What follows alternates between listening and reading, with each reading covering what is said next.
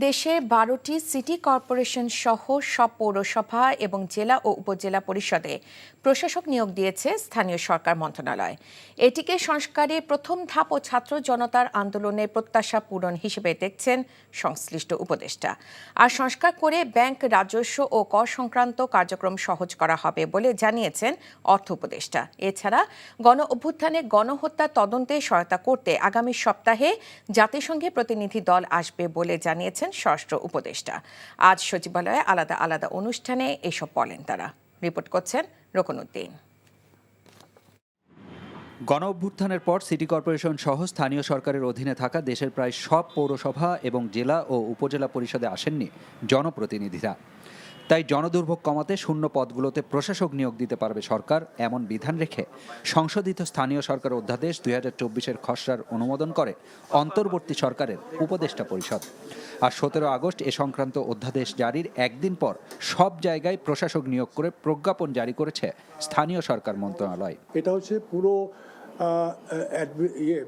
Local গভর্নমেন্টকে একটা পরিচ্ছন্ন করার একটা প্রচেষ্টা। পরবর্তীতে পরিবর্তিত অবস্থায় যদি কোনো পরিবর্তন আনার প্রয়োজন হয়, বর্তমান যে ব্যবস্থা করা হয়েছে তাহলে সেই ব্যবস্থা নেওয়া হবে। কাউন্সিলরদের ব্যাপারে কোনো সিদ্ধান্ত হয়নি। খুব শিগগিরই ওইখানে আপনার নির্বাচিত জনপ্রতিনিধি, শিগগিরটাও তো আবার কোয়ালিফাইড। এটা কালকেও শীঘ্রই হতে পারে, ১ ঘন্টা পরও শীঘ্রই হতে পারে, আবার ১ বছর, ২ বছর, ৩ বছর, ৪ বছর পরে হতে পারে। It all depends in the future. সোমবার সচিবালয়ে স্বরাষ্ট্র উপদেষ্টার সাথে সৌজন্য সাক্ষাৎ করেন ঢাকায় নিযুক্ত ইউএনডিপির আবাসিক প্রতিনিধি। পরে সাংবাদিকদের সাথে আলাপকালে আইন শৃঙ্খলা পরিস্থিতির উন্নতি এবং খাদ্য উৎপাদন ঠিক রাখা বর্তমান সরকারের অন্যতম অগ্রাধিকার বলে জানান উপদেষ্টা। জাতিসংঘ থেকে ওটা এরা হয়তো পাঠাবে, নেক্সট উইক আসতে পারে। ওনারা এই পরিস্থিতিতে আমাদের কি ধরনের সাহায্য এবং সহযোগিতা করতে পারে ওই ব্যাপারে আমাদের মেইনলি আলাপটা হয়েছে। আর অর্থ উপদেষ্টার কার্যালয়ে তার সাথে সাক্ষাৎ করেন বাংলাদেশে নিযুক্ত জাপানের রাষ্ট্রদূত। কতগুলো প্রকল্প আমরা বলি যেগুলো আছে সেগুলো দ্রুত যেন অর্থের স্থানান্তর করা হয়। আমরা আসলে দেশে এটা ইমপ্লিমেন্ট হবে, অথবা ওরা বলছে এগুলো কোনো সমস্যা হবে না। কিছু কিছু ব্যাপারে ওরা বলি সংস্কারের ব্যাপারে আমাদেরকে প্রশ্ন করেছিল, ব্যাংকিং সেক্টর, এনবিআর, কাস্টমস। আমরা বলছি এগুলোটা ইমিডিয়েটলি আমাদের সংস্কারের ব্যাপার আছে, ওটা উইল ডু ইট।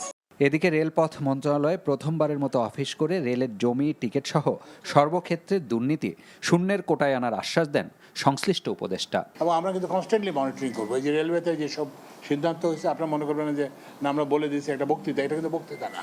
আমরা কিন্তু এটা কিন্তু বক্তৃতার সরকার না, এটা হচ্ছে কাজের সরকার।